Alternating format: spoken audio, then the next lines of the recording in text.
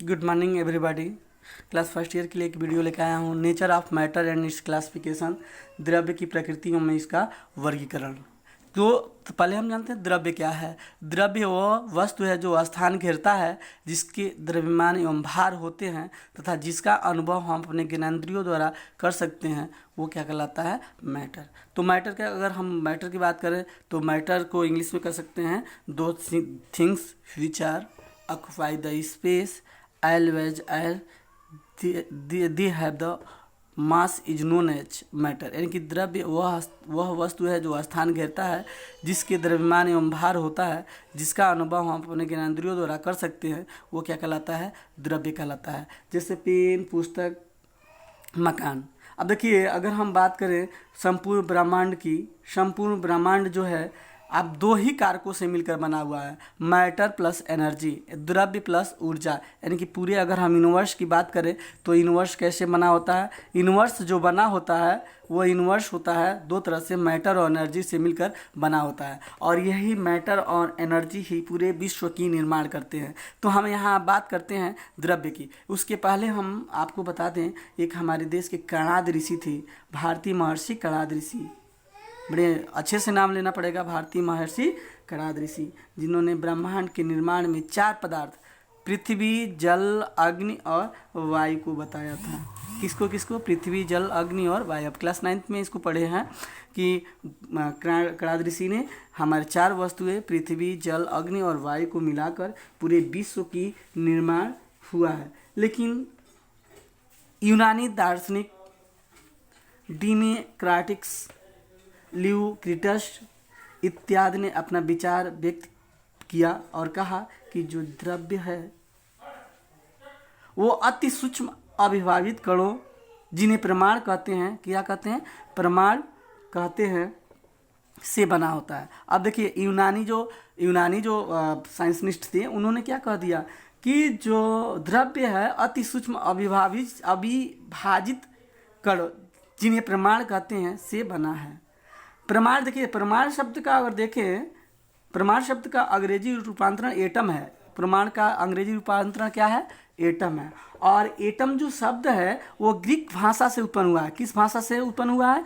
Greek भाषा से उत्पन्न हुआ है। ध्यान दीजिएगा, जो एटम है वो ग्रीक भाषा से उत्पन्न हुआ है, और जिसका अर्थ होता है न काटे जाने वाला। इसका क्या अर्थ होता है?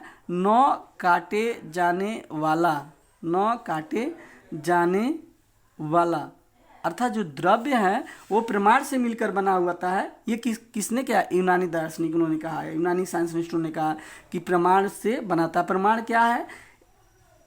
अति सूक्ष्म अविभाजित कण है,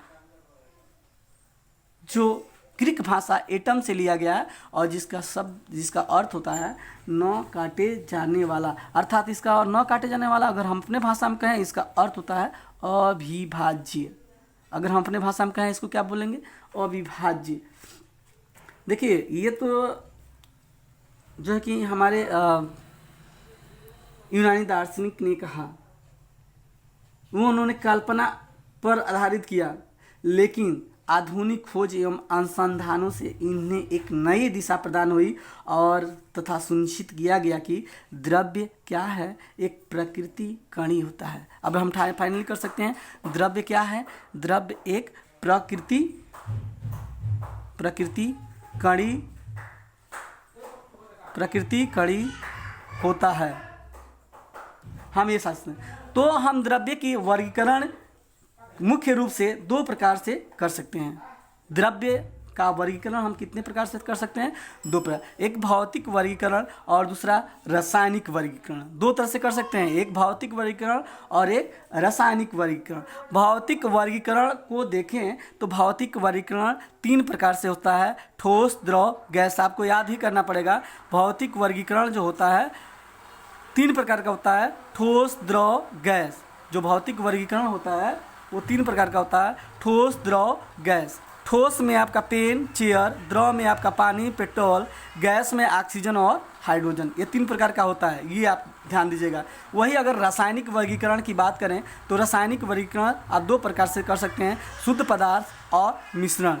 अब अगले हम वीडियो में इनकी सारी परिभाषा बताएंगे, शुद्ध पदार्थ किसे कहते हैं, मिश्रण किसे कहते हैं। आइए हम थोड़ा मिश्रण की बात करते हैं। मिश्रण को दो भागों में डिवाइड कर सकते हैं, एक समांगी मिश्रण और दूसरा है विषमांगी मिश्रण। यानी कि आप मिश्रण को दो भागों में डिवाइड कर सकते हैं, एक समांगी मिश्रण और दूसरा विषमांगी मिश्रण। ये आपको क्लियर हो गया। शुद्ध पदार्थ को भी हम डिवाइडेड कर सकते हैं दो भागों में, यानी कि शुद्ध पदार्थ को आप विभाजित करना हो तो दो भागों में विभाजित कर सकते हैं। एक तत्व होता है और एक यौगिक होता है, दो प्रकार का, एक तत्व और यौगिक। तत्व को देखें, तत्व को भी बांटने के लिए हम तीन भागों में डिवाइड कर सकते हैं, धातु, उपधातु और अधातु। जबकि यौगिक को दो भागों में बांट सकते हैं, अकार्बनिक यौगिक और कार्बनिक यौगिक। तो धातु का आप देखें एग्जाम्पल, तो धातु का एग्जाम्पल आपको अच्छा सा एग्जाम्पल हम लोग घरों में यूज करते हैं आयरन का। तो आयरन क्या है, धातु है, ठीक है।